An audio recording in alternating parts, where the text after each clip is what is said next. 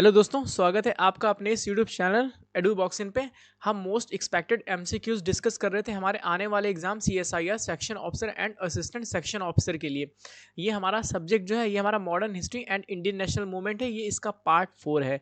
इसके पहले हमारे टोटल 3 पार्ट और आ चुके हैं, मतलब modern history and Indian national movement के 3 पार्ट और आ चुके हैं। बाकी डिफरेंट सब्जेक्ट्स जैसे इंडियन पॉलिटी हमारा हो गया, और ये हमारा modern history and Indian national movement हो गया, और general awareness and current affairs के पार्ट्स, और ancient history and medieval history. ठीक है, ये टोटल 4 सब्जेक्ट्स को हमने कवर करने की कोशिश करी, जिसमें हम most expected important MCQs discuss किए हैं।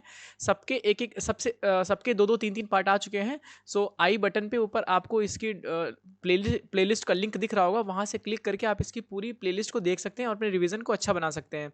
ठीक है, सो आज है 4 फरवरी। जैसा कि आप जानते हैं कल से स्टार्ट इसके एग्ज़ाम स्टार्ट हैं 5 फरवरी से। ठीक है, सो जिनका जिनका एग्ज़ाम कल है उनको सभी हमारे फ्रेंड्स को ऑल द बेस्ट, अच्छे से करिएगा। ठीक है, और जो इसका पीडीएफ है वो आपको हमारे टेलीग्राम चैनल एडू बॉक्सिंग पे मिल जाएगा। इसका भी लिंक मैं डिस्क्रिप्शन बॉक्स में डाल दूंगा। ठीक है, सो डिस्क्रिप्शन बॉक्स में आपको हमारे टेलीग्राम चैनल का लिंक और प्लेलिस्ट का लिंक दोनों का मिल जाएगा, और वहाँ से आप डाउनलोड करके इसको ये पीडीएफ जो है यहाँ पर जो मैं पढ़ा रहा हूँ इसका पीडीएफ वहाँ से आप डाउनलोड कर सकते हैं। ठीक है, और मेरे एफर्ट्स, मेरे क्वेश्चंस, अगर मेरी वीडियोस अगर आपको अच्छे लगते हैं तो प्लीज़ हमारे चैनल को सब्सक्राइब ज़रूर करें, और वीडियो को लाइक करें, और अपने फ्रेंड्स को शेयर करें। ठीक है, जिनका भी ये CSIR section officer and assistant section officer का एग्जाम होने वाला है। चलिए स्टार्ट करते हैं क्वेश्चन नंबर 1 से। हाँ, एक चीज़ और, जो ये हमारा टेलीग्राम चैनल है एडू बॉक्सिंग, ठीक है, इस पर मैं क्या करता हूँ कि पोल के फॉर्म में मैं क्विज भी डालता हूँ। ठीक है, पोल के फॉर्म में क्विज भी डालता हूँ, और मैंने पोल लिख दिया खंबे वाला। ठीक है, POLL, पोल के फॉर्म में मैं क्विज भी डालता हूँ, तो उनको भी आप सॉल्व कर से अपने रिवीजन को और अच्छा बना सकते हैं। ठीक है, चलिए स्टार्ट करते हैं क्वेश्चन नंबर 1 से। Who of the following was the leader of Moplah rebellion in of 1921। पूछा गया है कि मोपला रिविलियन जो 1921 में हुआ था, इसका जो मेन लीडर था वो कौन था। सो इसका मैं करेक्ट आंसर बता देता हूँ, बाकी के ऑप्शंस जो है एक्सप्लेन कर देता हूँ। सो इसका जो हमारा करेक्ट ऑप्शन हो जाएगा वो बी हो जाएगा, वरियम कुंजा अहमद हाजी। वरियम कुंजा अहमद हाजी ये हमारे लीडर थे मोपला रिबिलियन के। तो आता है कि Moplah rebellion was led by whom, तो आपको याद रखना है कि वरियम कुंजा अहमद हाजी के द्वारा लेड किया गया था मोपला रिबिलियन, और ये 1920 का है। ठीक है, ये हुआ कहाँ था, रीजन आपको याद रखना है, तो ये केरला रीजन में हुआ था। ठीक है, केरला रीजन में। अब हम बात करेंगे कट्टा बोम्मा नायक जी की, तो ये किस मूवमेंट किस रिवोल्ट से रिलेटेड है, तो आपको याद रखना है पॉलीगार रिवोल्ट से। ठीक है, पॉलीगार रिवोल्ट। ठीक है, पॉलीगार रिवोल्ट से रिलेटेड है, और ये हुआ कब था, तो 1799 से स्टार्ट हुआ था और 1805 तक ये चला था। ठीक है, कौन सा रिवोल्ट, पॉलीगार रिवोल्ट। ठीक है, रीजन याद रखना है, तो इसका रीजन याद रखना है तमिलनाडु। जो पॉलीगार रिवोल्ट था वो किस रीजन में था, तो वो साउथ इंडिया में तमिलनाडु रीजन में था। शाह वलीउल्लाह, अगर ये आता है, ये किस चीज से रिलेटेड थे, तो इनको याद रखना है वहाबी रिवोल्ट। ठीक है, Wahhabi revolt of 19th century. ठीक है, 19th सेंचुरी का वहाबी रिवोल्ट, उससे एसोसिएटेड थे ये।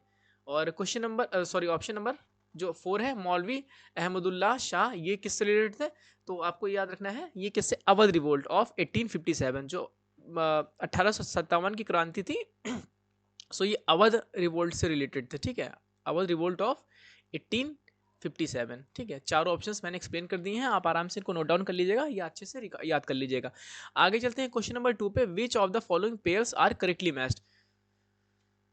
बताना है कि इसमें से कौन से पेयर करेक्टली मैच्ड हैं। ठीक है, ये ट्रिटी है, यहाँ पर लेफ्ट हैंड साइड ट्रिटी है, और यहाँ पूछा गया है बिटवीन। ठीक है, सो ऑप्शन नंबर इसमें देख लेते हैं चारों। ट्रिटी ऑफ सगौली, ये जो है ब्रिटिश एंड नेपाल। मैं सीधे सीधे इसका करेक्ट आंसर बताता हूँ आपको। ठीक है, सो क्वेश्चन नंबर 2 का जो है हमारा क्या है कि देखिए, पहला सेकंड स्टेटमेंट जो है ये हमारा इनकरेक्ट है। ठीक है, जो ट्रिटी ऑफ यानडाबो है, ठीक है, ये हमारा इनकरेक्ट मैच है। ठीक है, ये हमारा इनकरेक्टली मैच है, क्योंकि ये पीस ट्रिटी थी बिटवीन, एक तो ब्रिटिश तो था यहाँ पर, बट ये चाइना नहीं था, ये बर्मा था। ठीक है, क्या था, बर्मा, जो हमारी पड़ोस मतलब एक टाइप की पड़ोस में है ना कंट्री, बर्मा। ठीक है, सो ये बर्मा, ब्रिटिश और बर्मा के बीच में पीस ट्रिटी थी। ठीक है, peace treaty between Burma and Britishers. ठीक है, सो ये हमारा इनकरेक्ट हो जाएगा। सो सेकंड स्टेट में जो सेकंड मैच द फॉलोइंग है वो हमारा इनकरेक्ट मैच है, यहाँ करेक्टली पूछा गया है, तो 1, 3 एंड 4। सो हमारा करेक्ट ऑप्शन क्या हो जाएगा, डी हो जाएगा। ठीक है, सेकंड जो था हमारा वो इनकरेक्ट था, बाकी हमारे तीनों फर्स्ट 3 एंड 4 सारे करेक्ट है। ट्रिटी ऑफ इलाहाबाद जो है British and Shah Alam second के बीच में हुई थी, और ट्रिटी ऑफ जो ये है गंडामाक ये किसके बीच में हुई थी, ब्रिटिश एंड अफगानिस्तान के बीच में हुई थी। तो जो ट्रिटी ऑफ यांडाबो थी ये ब्रिटिशर्स के बीच में हुई थी, पर चाइना नहीं था, यहाँ पर बर्मा था। ठीक है, आगे चलते हैं क्वेश्चन नंबर 3 पे। Consider the following statement regarding Portuguese establishment India. ठीक है, पोर्तुगीज इस्टेब्लिशमेंट के रिगार्डिंग आपको बताने हैं करेक्ट स्टेटमेंट। ठीक है, कि कौन कौन से इसमें करेक्ट है। So statement number 1, they established settlement in India during 16th century. ठीक है, ये स्टेटमेंट हो गया ये। और जो second statement, the first governor of Portuguese in India was Albuquerque. ठीक है, अलबुरकुरे। ठीक है, थोड़ा अजीब सा नाम है, जो भी प्रोनाउंसिएशन है अपने हिसाब से कर लीजिएगा। ठीक है, अलबुरकुरे। ठीक है, सो जो हमारा स्टेटमेंट नंबर 3 है, they had settlement eight Daman Hooghly and सलसेट्टे। ठीक है, सो इसका जो है हमारा जो सेकंड स्टेटमेंट है वो हमारा करेक्ट है, सॉरी इनकरेक्ट है, यहाँ करेक्ट पूछा गया है। ठीक है, तो हमारा पहला statement and third statement correct है, तो हमारा ऑप्शन नंबर बी हो जाएगा। ठीक है, 1 एंड 3 हमारा जो है ये करेक्ट है, 1 एंड 3। सेकंड स्टेटमेंट हमारा इनकरेक्ट क्यों है, क्योंकि जो अल बुकेर्क थे ये जो है ये नहीं थे। ठीक है, ये क्या पूछा गया, फर्स्ट गवर्नर। फर्स्ट गवर्नर कौन थे, तो मैं इसका आंसर आपको बताता हूँ। फर्स्ट गवर्नर पोर्टुगीज के कौन थे, फ्रांसिस डे अल्मेडिया। ठीक है, फ्रेंच नेम है ये, फ्रांसिस डे अलग अलग है। ठीक है, ये डे अलग अलग है, फ्रांसिस डे अल्मेडिया ये हमारे फर्स्ट गवर्नर थे पोर्टुगीज के इंडिया में। ठीक है, ये हमारा ये गलत है, बाकी ये हमारा सही है। ठीक है, कौन से थे, फ्रांसिस डे अल्मेडिया। आगे चलते हैं क्वेश्चन नंबर 4 पे। With reference to Lucknow pact 1916। ठीक है, लखनऊ पैक्ट 1916 के रिगार्डिंग आपको बताने हैं करेक्ट स्टेटमेंट। ठीक है, question number 4। So Lucknow Pact was agreement made between Indian National Congress INC and All India Muslim League led by Mohammad Ali Jinnah. ये स्टेटमेंट हमारा करेक्ट है। ठीक है, कि जो लखनऊ पैक्ट था, ये एग्रीमेंट जो था ये किसके बीच में था, एक इंडियन नेशनल कांग्रेस आईएनसी और ऑल इंडिया मुस्लिम लीग, जो कि लीड करी जा रही थी किसके द्वारा, लीड करी जा रही थी मोहम्मद अली जिन्ना के द्वारा। ये स्टेटमेंट हमारा करेक्ट है। According to the Lucknow Pact 1916, any legislature would not work if more than 3/4 of members of any religion were against such a resolution। ठीक है, इस पैक्ट में क्या था कि लेजिस्लेचर जो भी होगा वो वर्क नहीं करेगा अगर 3/4 of members of any religion were against, अगर रेजोल्यूशन, अगर कोई रेजोल्यूशन पास होता है और 3/4 जो मेंबर्स होते हैं वो किसी स्पेसिफिक रिलीजन के उसके अगेंस्ट में आते हैं, तो वो लेजिस्लेचर जो है वर्क नहीं करेगा। ये स्टेटमेंट भी हमारा बिल्कुल करेक्ट है। Statement number 3, Lucknow pact paved the way of Hindu Muslim cooperation in Khilafat movement and the non cooperation movement. ये भी बिल्कुल करेक्ट ऑप्शन है। ठीक है, सो इसमें क्या है, तीनों स्टेटमेंट हमारे करेक्ट है। तो क्वेश्चन नंबर 4 का हमारा करेक्ट आंसर हो जाएगा डी, ऑल आर करेक्ट। ठीक है, ऑल आर करेक्ट हमारा आंसर हो जाएगा।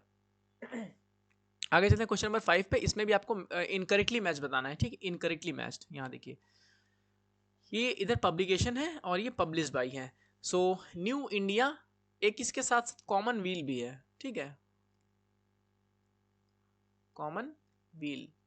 ठीक है, ये new India and common wheel magazine है, एनी बेसेंट यंग इंडिया। मैं आपको इसका आंसर बताता हूँ फिर एक्सप्लेन करता हूँ। ठीक है, सो जो क्या है कि इनकरेक्टली पूछा गया है। सो इसका देखिए पहला स्टेटमेंट जो पहला मैच है बिल्कुल करेक्ट है कि न्यू इंडिया जो है ये एनी बेसेंट से मतलब एसोसिएटेड है, पब्लिश करी गई थी एनी बेसेंट द्वारा, और इनके कॉमन व्हील भी बहुत फेमस है। ठीक है, कॉमन व्हील भी किसकी है, एनी बेसेंट की, और यंग इंडिया महात्मा गांधी की, ये भी बिल्कुल करेक्ट है। बट 3 स्टेट जो थर्ड वाला है ये आपको इस लेफ्ट साइड में दिख रहा होगा, बंगाल गेस्ट है किसके द्वारा, सर अरबिंदो घोष के द्वारा। ठीक है, तो सॉरी श्री है, श्री अरबिंदो घोष के द्वारा, तो ये इनकरेक्टली मैच्ड है, ये नहीं है। तो जो बंगाल गेस्ट है किसके द्वारा किया गया था, तो कौन थे इसके पीछे, इसके पब्लिशर कौन थे, तो जेम्स ऑगस्टस हिकी। ठीक है, जेम्स ऑगस्टस हिकी ये इसके पब्लिशर थे, किसके, बंगाल गेस्टे के। सो इनकरेक्टली पूछा गया है, तो हमारा थर्ड स्टेटमेंट जो है ये इनकरेक्टली है, तो हमारा सी ऑप्शन हो जाएगा। ठीक है, ओनली 3। आगे चलते हैं क्वेश्चन नंबर 6 पे। Which of the following statement is not correct, which of the following statement is not correct regarding Muslim league. Muslim league के रिगार्डिंग आपको इनकरेक्ट स्टेटमेंट बताना है। ठीक है, याद रखिएगा, इनकरेक्ट स्टेटमेंट बताना है। So the league constitution was formed in Karachi in 1907। ये हमारा करेक्ट है। ठीक है, ये हमारा करेक्ट स्टेटमेंट है। यहाँ इनकरेक्ट पूछा गया है। जो थर्ड है, separate electrode for Muslims war demanded in the Amritsar session in league 1908, ये भी हमारा करेक्ट है, ठीक है। और जो है the name of All India Muslim League was propose by Syed Ahmad Khan, ये हमारा इनकरेक्ट है, यही हमारा आंसर हो जाएगा सी, ठीक है। क्योंकि जो ऑल इंडिया मुस्लिम लीग है, ये जो नेम है ये किसके द्वारा प्रपोज किया गया था? सो क्वेश्चन नंबर 6 का जो है ये आगा खां 3, ठीक है, AGHA आगा खां थर्ड, इनके द्वारा जो है ये ऑल इंडिया मुस्लिम लीग जो है ये नेम प्रपोज किया गया था। याद रखिएगा सैयद अहमद नहीं है, ठीक है। आपको बताना है कि वहाबी मूवमेंट किसके द्वारा फाउंडेशन किया गया था, ठीक है, वहाबी मूवमेंट कमेंट बॉक्स में आपको बताना है, ठीक है, वहाबी मूवमेंट। ओके, बाकी जो ये है सैयद अहमद खान, ये गलत है, क्योंकि जो ऑल इंडिया मुस्लिम लीग जो नेम प्रपोज किया गया था ये आगा खां 3 के द्वारा किया गया था। सो यहाँ पर नॉट करेक्ट पूछा गया, तो सी हमारा आंसर हो जाएगा, ठीक है। आगे चलते हैं क्वेश्चन नंबर 7 पे। बाकी ये स्टेटमेंट जो है 4 ये गलत है, ठीक है, मतलब ये करेक्ट है कि जिन्ना अपोजिशन थे काफ़ी स्टार्टिंग में जो है ये इसके अपोजिशन में थे मुस्लिम लीग के, ठीक है। Question number 7, with reference to Home rule League consider the following statement regarding, ठीक है, मतलब आपको बताना है कि इस होम रूल लीग के रिगार्डिंग आपको स्टेटमेंट्स बताने हैं कि कौन से करेक्ट है, ठीक है। सबसे पहले आपकी नज़र पड़नी चाहिए करेक्ट इनकरेक्ट पे, ठीक है, क्या पूछा गया है, आप पता चला आप देख नहीं पाए और गलत मार्क कर दिए, ठीक है। वैसे ऑनलाइन में क्या होता है कि आप टिक करके वो तो हो जाता है, पर ऑफलाइन में अगर आपने ऐसे कैसे के गोला भर दिया तो गया काम से, ठीक है, 2 गोले भरेंगे तो अपने आप ही इनकरेक्ट हो जाएगा, ठीक है। चलिए आगे आगे देखिए, हाँ स्टेटमेंट देखिए ये होम रूल लीग के रिगार्डिंग। स्टेटमेंट नंबर 1 क्या कह रहा है? Tilak home rule league movement was more organised as compare to Annie Besant. Question number 7, ठीक है। सो इसमें बताना है कि कितने पेयर सही है, ओनली 1 सही है या ओनली 2 सही है या ऑल 3 सही है, ठीक है। आपको पेयर बताना है, मतलब स्टेटमेंट बताना है कि सिर्फ 2 सही है। ये तो इस टाइप के क्वेश्चन थोड़ा टफ होते हैं, इसमें क्या होता है कि आपको सारे स्टेटमेंट्स ही पता होने चाहिए। सो क्या है कि स्टेटमेंट नंबर 1 जो है, हाँ ठीक है, स्टेटमेंट नंबर 1 जो है Tilak home rule league movement was more organise as compare to Annie Besant, ठीक है। और जो स्टेटमेंट नंबर 2 है Tilak league was spread in more areas as compare to Annie Besant league, और Mohammad Ali Jinnah took part in home rule league, ठीक है। सो question number 7 जो है, ठीक है, इसमें हमारा क्या है, दो स्टेटमेंट ही हमारे करेक्ट है, ठीक है, 2 स्टेटमेंट हमारे करेक्ट हैं। जो सेकंड स्टेटमेंट है ये हमारा इनकरेक्ट है, ठीक है। ये हमारा इनकरेक्ट इसलिए है क्योंकि तिलक की जो लीग थी, ठीक है, इसमें लिखा हुआ है मोर कंपेयर्ड एज, ठीक है, मतलब इनके जो एरियाज थे वो एनी बेसेंट से ज़्यादा थे। तो जो इनका जो होम रूल लीग था, ठीक है, ये क्योंकि जो इनका एरिया था वो एक तो महाराष्ट्र था, ठीक है, और कर्नाटका था, और बिहार था, और सेंट्रल प्रोविंस था, ठीक है, सेंट्रल प्रोविंस। इसमें एक बहुत इंपॉर्टेंट और फैक्चुअल बात मैं आपको बता रहा हूँ कि महाराष्ट्र जो था इसमें क्या था, बॉम्बे को उन्होंने एक्सक्लूड किया था, ठीक है, बॉम्बे नहीं था इसमें, इनके एरिया में नहीं आता था। तो याद रखिएगा बॉम्बे सिटी जो थी, ठीक है, बॉम्बे सिटी थी वो तिलक के होम रूल लीग का पार्ट नहीं थी, वो उससे एक्सक्लूडिंग थी, मतलब नहीं थी उसमें, मतलब वो एरिया बॉम्बे सिटी वाला एरिया इसमें नहीं आता था। और जो एनी बेसेंट का था, क्या था उसमें कि बाकी की कंट्रीज जो मतलब रेस्ट ऑफ कंट्रीज पूरी इंडिया में, और जो बॉम्बे सिटी को तिलक वाली लीग में नहीं था तो इन्होंने उसको इंक्लूड कर लिया था, ठीक है। तो ये स्टेटमेंट हमारा करेक्ट इनकरेक्ट हो जाएगा कि जो हाँ स्टेटमेंट सॉरी हमारा इनकरेक्ट हो जाएगा, ठीक है। और यहाँ करेक्ट पूछे गए तो सिर्फ 2 हैं क्योंकि सेकंड स्टेटमेंट हमारा इनकरेक्ट है, ठीक है, थोड़ा हौच पौच हो जाता है, सॉरी उसके लिए। चलिए आगे चलते हैं, और 2 पेयर इसमें सही थे तो ओनली 2 हमारा ऑप्शन हो जाएगा। एक बार मैं फिर से एक्सप्लेन कर देता हूँ, तिलक का होम रूल लीग मूवमेंट जो था ये more organised as compare to Annie Besant, ये हमारा करेक्ट ऑप्शन करेक्ट स्टेटमेंट है। सेकंड स्टेटमेंट जो है ये हमारा इनकरेक्ट स्टेटमेंट है, क्योंकि जो एरिया था तिलक का वो थोड़ा कम था, कुछ ही पार्ट थे, जैसे महाराष्ट्र कुछ पार्ट था, कर्नाटका का था, बिहार का था, और सेंट्रल प्रोविंस था, और बॉम्बे सिटी नहीं थी तिलक वाली लीग में। बट एनी बेसेंट की लीग में क्या थी कि रेस्ट ऑफ पार्ट जो इंडिया का था वो था, और बॉम्बे सिटी भी था उसमें, ठीक है। चलिए आगे चलते हैं क्वेश्चन नंबर 8 पे।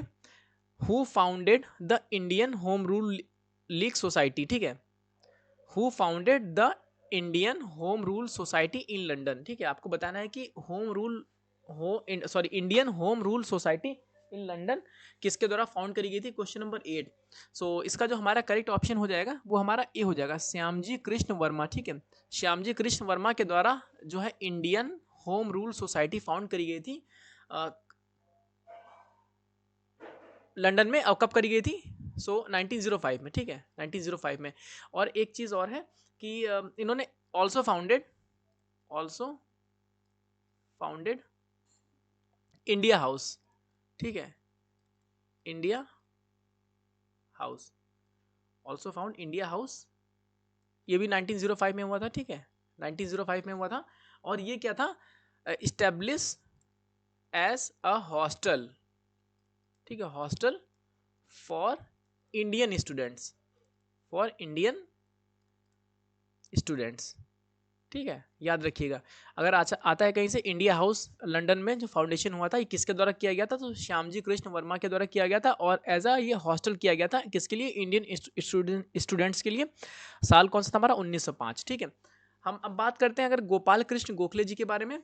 सो ये पॉपुलरली नोन, मतलब इनको किस नाम से जाना जाता है? तो सोक्राट्स ऑफ महाराष्ट्र, ठीक है, सोक्राट्स ऑफ महाराष्ट्र। मैं महाराष्ट्र शॉर्ट फॉर्म में लिख रहा हूँ, ठीक है, सोक्राट्स ऑफ महाराष्ट्र नाम से जाना जाता है। और इन्होंने क्या, ये फाउंडर किसके हैं? तो याद रखना है, सर्वेंट्स ऑफ इंडिया सोसाइटी, ठीक है, सर्वेंट्स ऑफ इंडिया सोसाइटी के फाउंडर कौन है? गोपाल कृष्ण गोखले जी हैं, ठीक है। और इनके पॉलिटिकल लीडर गुरु कौन थे? तो एम जी रनाडे इनके पॉलिटिकल गुरु थे, गोपाल कृष्ण गोखले के, ठीक है। लाला लाजपत राय के बारे में बात करें, सो ये लायन ऑफ पंजाब बोले जाते हैं, ठीक है, लायन ऑफ पंजाब, ठीक है, पंजाब केसरी जो होता है ना वो यही है, ठीक है। लाला लाजपत राय लायन ऑफ पंजाब कहा जाता है इनको। और फाउंडर ऑफ, इन्होंने क्या इस्टेब्लिश किया था? Founder of Punjab national bank, जो पीएनबी है हमारा, ठीक है, वो इन्होंने इन्हीं के द्वारा फाउंड किया गया था। एनी बेसेंट के बात करें, इनके बारे में बात करें, तो ये first women president of INC, याद रखिएगा, ठीक है, पहली वुमेन प्रेसिडेंट थी किसकी? इंडियन नेशनल कांग्रेस की, ठीक है। और इनका जो एसोसिएटेड किससे हैं? तो थियोसॉफिकल मूवमेंट से, ठीक है, या सोसाइटी से। अगर आता है थियोसॉफिकल सोसाइटी किसके द्वारा फाउंड करी गई थी?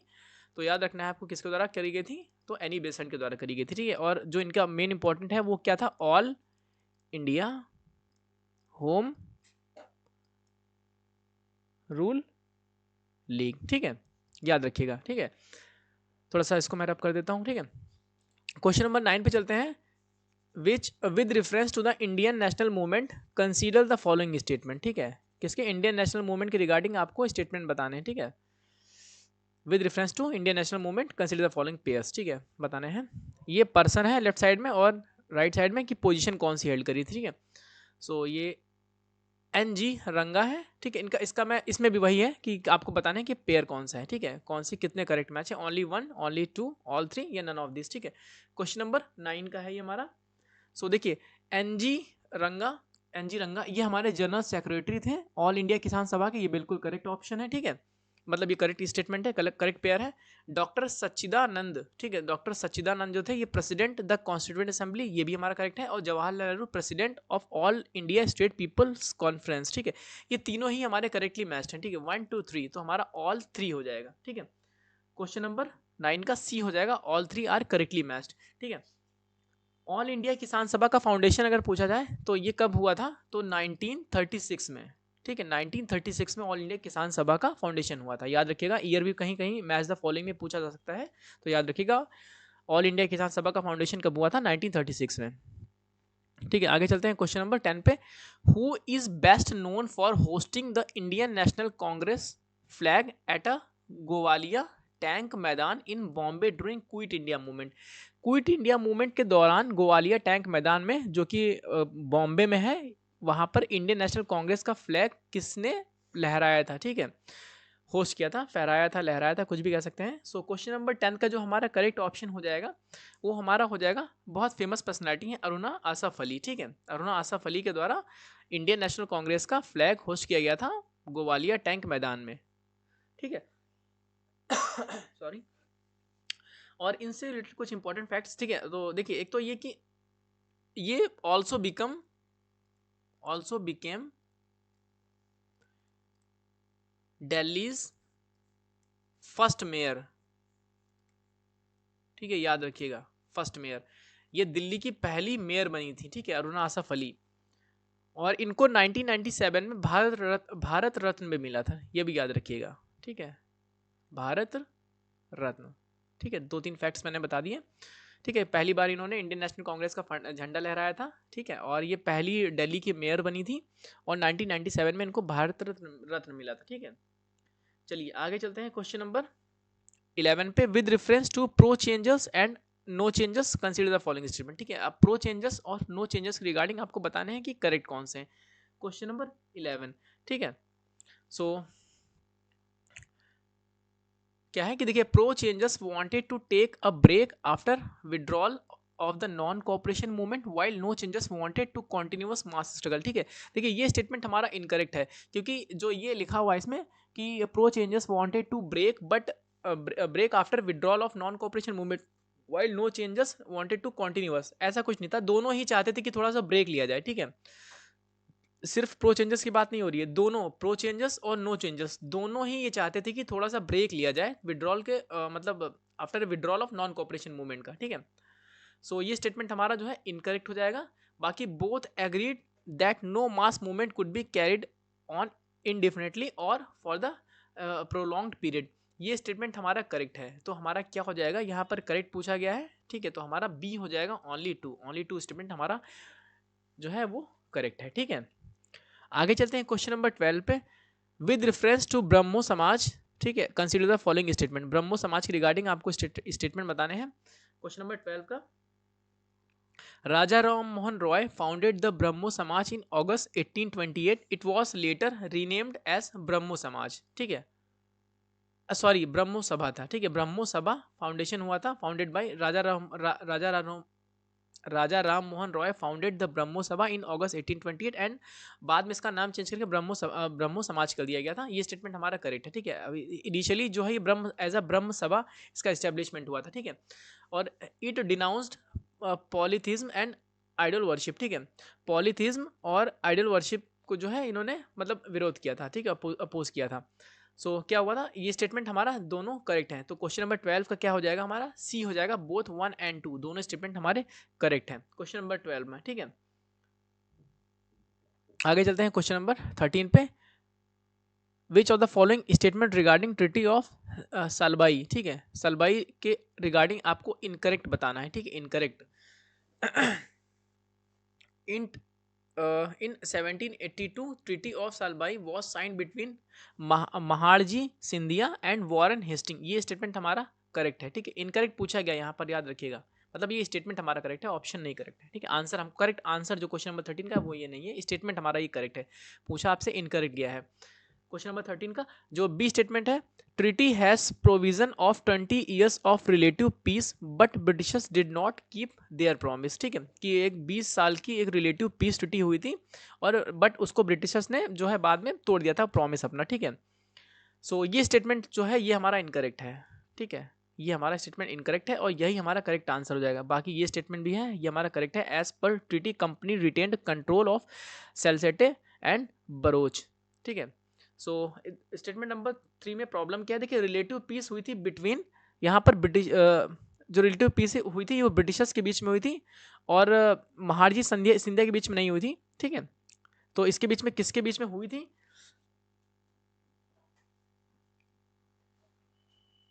एक मिनट, क्वेश्चन नंबर 13,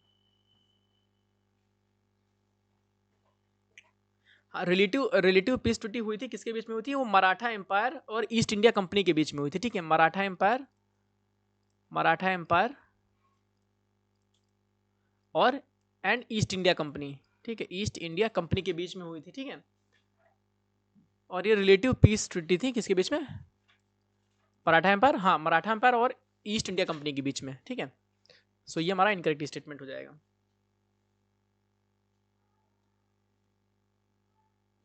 चलते हैं क्वेश्चन नंबर 14 पे। Consider the following statement. ये स्टेटमेंट आपको बताने हैं और बताना है कि the above given statement are about, मतलब किस पर्सनालिटी को बिलोंग करते हैं ये तीनों statement. He was a prominent extremist leader, ये एक प्रोमिनेंट एक्सट्रीमिस्ट लीडर थे he wrote Arctic home in Vedas and Gita रहस्य।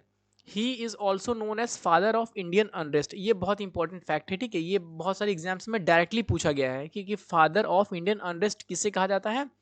सो जो इसका हमारा करेक्ट ऑप्शन हो जाएगा वो हमारा क्या हो जाएगा, सी हो जाएगा, बाल गंगाधर तिलक। ठीक है, बाल गंगाधर तिलक जी को फादर ऑफ इंडियन अनरेस्ट कहा जाता है।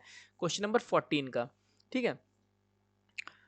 चलिए आगे चलते हैं। ये तीनों स्टेटमेंट जो हैं किसको बिलोंग करते हैं, बाल गंगाधर तिलक जी को। ठीक है, चलते हैं क्वेश्चन नंबर 15 पे। Which of the following statement regarding the battle of Wandiwash. ठीक है, वांडी वॉश के रिगार्डिंग आपको करेक्ट स्टेटमेंट बताने हैं।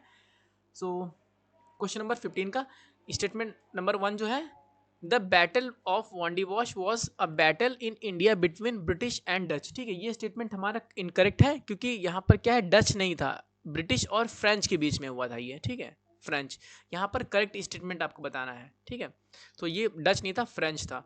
स्टेटमेंट नंबर 2 जो है ये क्या कह रहा है, the battle of Wandiwash was fought in 1763 AD. ठीक है, सो 1763 में नहीं हुआ था, ये कब हुआ था, 1760 में हुआ था। ठीक है, 1760 में हुआ था, तो ये भी याद रखना है, बैटल ऑफ वांडी वॉश कब हुआ था, 1760 में हुआ था। ठीक है, the battle of Wandiwash was part of second Carnatic war. ये भी हमारा इनकरेक्ट है, स्टेटमेंट 2 भी हमारा इनकरेक्ट है, पहला हम डिस्कस कर चुके हैं और दूसरा भी डिस्कस कर चुके हैं। थर्ड स्टेटमेंट हमारा इनकरेक्ट इसलिए क्योंकि सेकेंड कार्नेटिक वॉर की बात नहीं है, ये थर्ड कार्नेटिक वॉर का पार्ट था। The battle of Wandiwash was the part of third Carnatic war. ठीक है, so statement A B C हमारे तीनों इनकरेक्ट हैं, हमको करेक्ट बताना है, तो हमारा क्या हो जाएगा, डी हो जाएगा, the war concluded with the signing of treaty of Paris in 1763। ये हमारा करेक्ट ऑप्शन हो जाएगा। ठीक है, क्वेश्चन नंबर 16 पे चलते हैं। Which of the following social reformer was devoted to women's education and widow marriage. ठीक है, इसमें से बताना है कौन सा सोशल रिफॉर्मर है वो डिवोटेड था वुमेन्स एजुकेशन को और विडो रीमैरिजेस के लिए। ठीक है, विडो रीमैरिजेस के लिए। क्वेश्चन नंबर 16 का जो हमारा करेक्ट ऑप्शन हो जाएगा, हमारा हो जाएगा ए हो जाएगा, ईश्वर चंद्र विद्यासागर। ठीक है, इन्होंने एडवोकेट किया था, ठीक है, वुमेन्स एजुकेशन को और वुमेन रीमैरिज के लिए। ठीक है, ये ऑल्सो अगेंस्ट, ठीक है, ये भी याद रखिएगा, ऑल्सो अगेंस्ट चाइल्ड मैरिज। ठीक है, चाइल्ड मैरिज के भी ये अगेंस्ट में थे, चाइल्ड मैरिज और पॉलीगैमी। पॉलीगैमी क्या होता है, एक से ज़्यादा शादी करने वाले। ठीक है, उसे पॉलीगैमी कहते हैं। सो इसके भी विरोध में थे या पोजीशन करते, अपोज करते थे इसको, चाइल्ड मैरिज को और पॉलीगैमी को, और हाँ, और डिवोटेड किसके लिए थे, वुमेन्स एजुकेशन के लिए और विडो रीमैरिज के लिए। ठीक है, क्वेश्चन नंबर 17 पे चलते हैं। Consider the following statement regarding the partition phase of India's freedom struggle. ठीक है, आपको बता रहे हैं statements partition phase of India's regarding India's freedom struggle. ठीक है, इसमें आपको बताने हैं करेक्ट स्टेटमेंट। क्वेश्चन नंबर हमारा है 17 सॉरी, क्वेश्चन नंबर 17 है। सो क्या है, the Mountbatten plan of 1947 sought the partition British India into two dominion status. ठीक है, टू डोमिनियंस या कंट्रीज, इंडिया लिख दिया, इंडियन लिख दिया है, इंडिया एंड पाकिस्तान। ये स्टेटमेंट हमारा करेक्ट हो जाएगा। ठीक है, माउंटबेटन प्लान 1947 था, इसमें क्या था, पार्टीशन की बात हुई थी और जो कंट्री थी कौन सी थी, दो डोमिनियन स्टेटस या डोमिनियन कंट्रीज थी जिसमें इंडिया और पाकिस्तान थी। ठीक है, और स्टेटमेंट नंबर 2 जो है, the plan provided for setting up boundary commission to demarcate boundaries. ठीक है, एक जो है बाउंड्री कमीशन भी बनाया गया था मार्क करने के लिए बाउंड्रीज की, दोनों स्टेट के, दोनों कंट्रीज के बीच में क्या बाउंड्री रहेगी। तो ये भी हमारा करेक्ट है। Jawaharlal Nehru was a Congress president during the partition of country. ठीक है, ये स्टेटमेंट हमारा इनकरेक्ट हो जाएगा, यहाँ पर करेक्ट पूछा गया। ठीक है, याद रखिएगा करेक्ट पूछा गया है। सो इसका पहले मैं आंसर बताता हूँ, फिर जो 3 है उसको एक्सप्लेन कर देता हूँ। सो हमारा क्या हो जाएगा, सी इसका करेक्ट ऑप्शन हो जाएगा, 1 एंड 2 ओनली। ठीक है, 1 एंड 2 हमारा करेक्ट है। ठीक है, 1 एंड 2 हमारा करेक्ट है, स्टेटमेंट नंबर 3 हमारा इनकरेक्ट है। ठीक है, सो इसमें जो प्रेसिडेंट थे हमारे कौन से, वो जवाहरलाल नेहरू नहीं थे। ठीक है,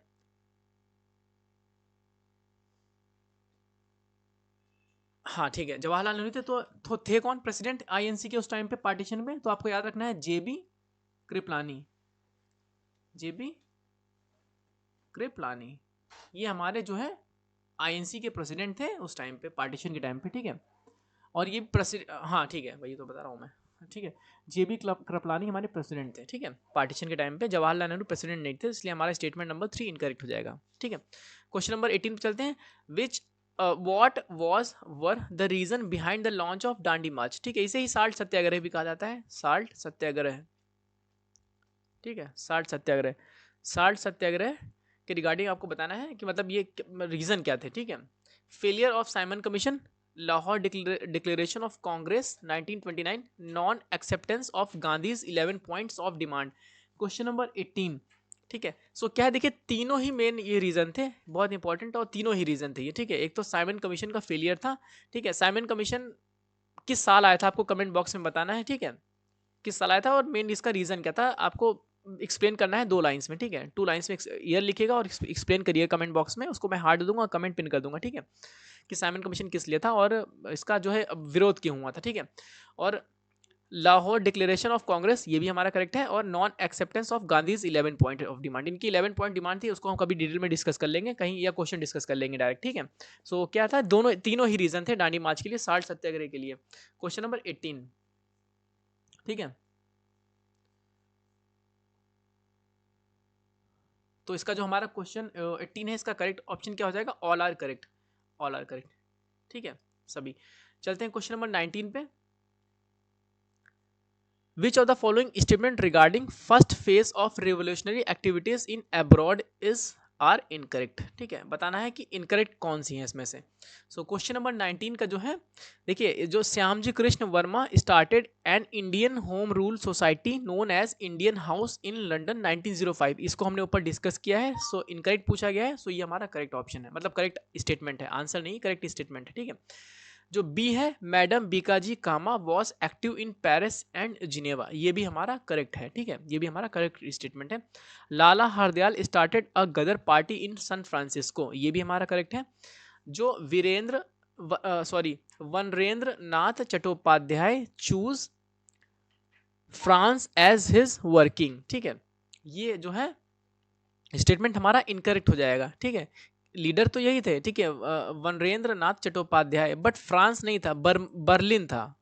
ठीक है, बर्लिन, बर्लिन कहाँ का है, जर्मनी। ठीक है, जर्मनी।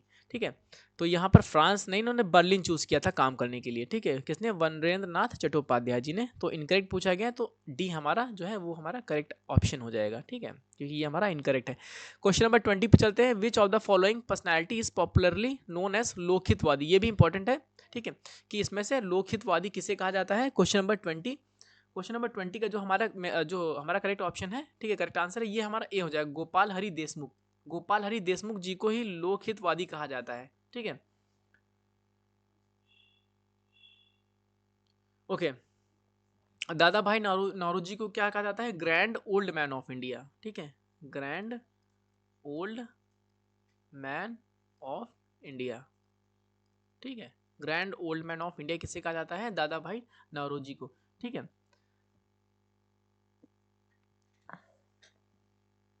ठीक है, और जो ये हमारे गोपाल हरि देशमुख थे, इनके द्वारा एक वीकली पब्लिकेशन आता था। ठीक है, वीकली एक मैगजीन थी, वीकली मैगजीन थी, जिसे कहा जाता है Prabhakar.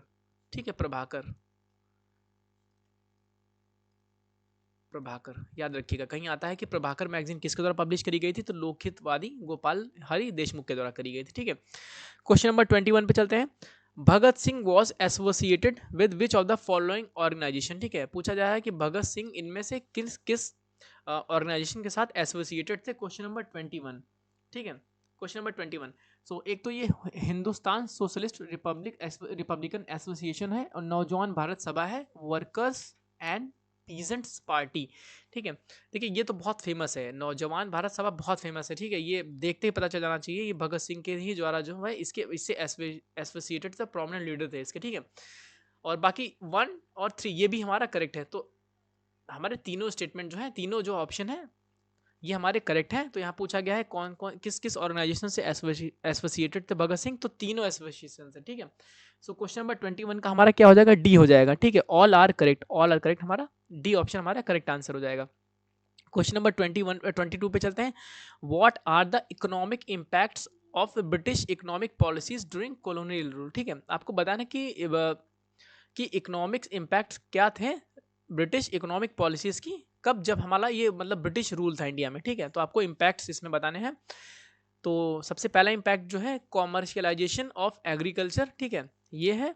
Emergence of managing agency system and flourishing of urban handicraft production. So यहाँ पर आपको बताना है, मतलब करेक्ट बताना है कि कौन कौन सा जो था मतलब इम्पैक्ट था। तो पहला और दूसरा इम्पैक्ट तो था, ठीक है, वो था, वो बिल्कुल हुआ था, लेकिन थर्ड स्टेटमेंट जो है वो हमारा इनकरेक्ट है।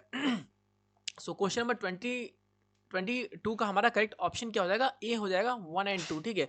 ये दोनों जनरल इम्पैक्ट हमको देखने को मिले थे, एक तो कॉमर्शियलाइजेशन हुआ था एग्रीकल्चर का, और emergence of managing agency system, ठीक है, ये भी हुआ था। बट जो यहाँ पर फ्लोरिशिंग है, फ्लोरिशिंग नहीं हुआ था, बल्कि और ख़राब कर दिया था उसको, ठीक है, डिक्लाइन हो गया था। जो हमारा ट्रेडिशनल हैंडीक्राफ्ट इंडस्ट्री थी वो डिक्लाइन हो गई थी इनके आने से, ठीक है, रैपिड डिक्लाइन हुआ था उसमें ट्रेडिशनल हैंडीक्राफ्ट में। तो ये स्टेटमेंट हमारा इनकरेक्ट हो जाएगा। तो 1 एंड 2 यानी ऑप्शन नंबर ए हमारा करेक्ट हो जाएगा, ठीक है। चलते हैं क्वेश्चन नंबर 23 पे। Consider the following statement regarding Gandhi Irwin pact of 1931। Gandhi Irwin pact 1931 के रिगार्डिंग आपको बताने हैं करेक्ट स्टेटमेंट। क्वेश्चन नंबर 23, ठीक है। Irwin agreed to the remission of all fines not yet collected, ये हमारा करेक्ट स्टेटमेंट है, ठीक है, बिल्कुल। जो इरविन एग्री हो गए थे रिमिशन के लिए, जो फाइन कलेक्टेड नहीं था, ठीक है। Gandhi agreed to participate in next round table conference, ठीक है। डॉक्टर बी आर अम्बेडकर एक इकलौते ऐसे पर्सन थे, ठीक है, जो तीनों ही राउंड टेबल कॉन्फ्रेंस में पार्टिसिपेट किया था उन्होंने, ठीक है। तो अगर कहीं आता है तो आपको याद रखना है, doctor B R Ambedkar ji ने तीनों ही राउंड टेबल कॉन्फ्रेंस में पार्टिसिपेट किया था। सो स्टेटमेंट नंबर 2 ये भी हमारा करेक्ट है। Irwin turn down the demand of public inquiry into police excesses, ठीक है, ये भी हमारा करेक्ट है, ठीक है। सो हमारे तीनों स्टेटमेंट करेक्ट हैं।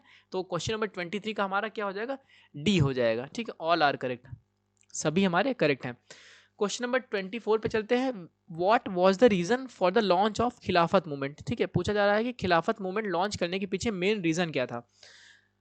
क्वेश्चन नंबर 24, देखिए, show dissent against the government decision to go back on the partition of Bengal, ठीक है। तो ये मतलब ये रीजन नहीं था, ठीक है। Demand for greater politician representation of Muslims in legislature and executive, ये भी इनकरेक्ट है, ठीक है। ये स्टेटमेंट हमारा 24 का सी ये करेक्ट है, ठीक है। Protest against the treatment meted out the Ottoman Empire by Britain, ये हमारा करेक्ट ऑप्शन है, ठीक है। मेन रीजन जो इसके पीछे था ये था खिलाफत मूवमेंट लॉन्च करने का, ठीक है। तो सी ऑप्शन हमारा करेक्ट हो जाएगा। लास्ट क्वेश्चन पे चलते हैं, क्वेश्चन नंबर 25 पे। Consider the following statement about doctor B R Ambedkar, ठीक है। इनके रिगार्डिंग आपको स्टेटमेंट बताने हैं कि कौन से करेक्ट हैं, ठीक है, करेक्ट आपको बताने हैं। So question number statement number 1 जो है, in Bombay he started an organisation called Bahishkrit Hitkarini Sabha. मतलब बॉम्बे में इनके द्वारा स्टार्ट किया गया था एक ऑर्गेनाइजेशन जिसका नाम है बहिष्कृत हितकर्णी सभा, ठीक है, for the moral and material upliftment of untouchables, ठीक है, इनके मोरल्स को मतलब बूस्ट करने के लिए और इनका मटेरियलिस्टिक लाइफ जो थी, ठीक है, या मटेरियल अपलिफ्टमेंट के लिए, ठीक है, किसके लिए, अनटचेबल्स के लिए। तो ये स्टेटमेंट हमारा करेक्ट हो जाएगा, ठीक है, ये हमारा स्टेटमेंट करेक्ट हो जाएगा 1, ठीक है। और जो स्टेटमेंट नंबर 2 है, in 1942 he founded the scheduled caste federation as all India party, ठीक है।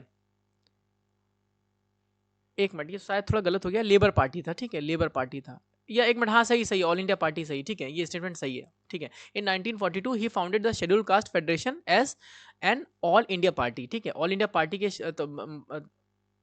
बतौर ऑल इंडिया पार्टी इन्होंने क्या लॉन्च किया था, क्या स्टार्ट किया था, शेड्यूल कास्ट फेडरेशन, ठीक है। Statement number 3, he demanded separate electorates for the, ये थोड़ा सा टाइपिंग मिस हो गया है, ठीक है, इसके आगे कुछ है। फिलहाल बाकी दोनों स्टेटमेंट जो हैं वो हमारे करेक्ट हैं। तो फिलहाल इसका आंसर हम, ये भी शायद करेक्ट है, पूरा मिस हो गया है स्टेटमेंट, ये लिखा नहीं है मैंने शायद, ठीक है, या जो भी हुआ हो, ठीक है। सो इसका जो करेक्ट ऑप्शन है ऑल 3 है, या इसको 3 को आप छोड़ दीजिए, ठीक है, 3 कंप्लीट नहीं तो आप इसको छोड़ दीजिए। तो इसका हमारा करेक्ट ऑप्शन क्या हो जाएगा, ये हमारा 1 एंड 2 हो जाएगा, ठीक है। करेक्ट ऑप्शन हमारा 1 एंड 2 हो जाएगा। थर्ड स्टेटमेंट जो है वो थोड़ा सा टाइपिंग एरर हो गया है, पूरा कंप्लीट लिखा नहीं है वो, ठीक है। सो आज के वीडियो में इतने ही क्वेश्चन। होप सो आपको ये वीडियो अच्छा लगा होगा, और अगर अच्छा लगा होगा तो प्लीज़ मेरे चैनल को सब्सक्राइब ज़रूर करें और वीडियो को लाइक करें और अपने फ्रेंड्स को शेयर करें, ठीक है। टेलीग्राम चैनल ज्वाइन करना ना भूलें, इसका लिंक डिस्क्रिप्शन बॉक्स में है। वहाँ डेली बेसिस पे मैं क्विज भी डालता हूँ और जो भी मैं यहाँ बताता हूँ उसका PDF भी वहाँ पर पड़ जाता है, जो कि आप डाउनलोड करके अपने रिवीजन को और अच्छा बना सकते हैं, ठीक है। सो कल जिनका एग्जाम है उनके लिए ऑल द बेस्ट। मिलते हैं नेक्स्ट वीडियो में। Thank you.